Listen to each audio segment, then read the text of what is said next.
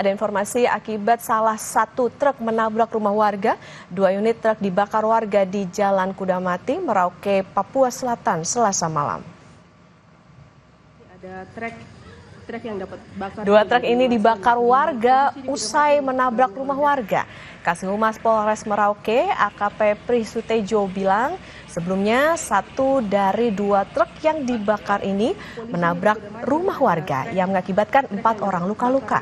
Kemudian warga yang mengetahui kejadian ini langsung emosi dan membakar truk tersebut. Pemadam kebakaran dikerahkan untuk memadamkan api. Polisi masih menyelidiki hingga mendalami penyebab dan pelaku pembakaran.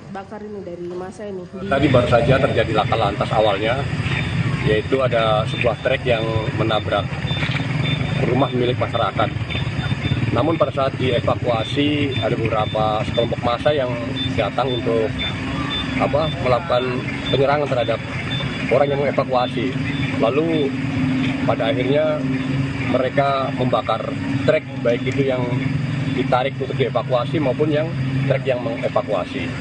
Kita ke informasi selanjutnya, saudara. Hujan deras disertai angin kencang menyebabkan pohon tumbang di Jalan Insinyur Haji Juanda, Kota Bogor, Jawa Barat.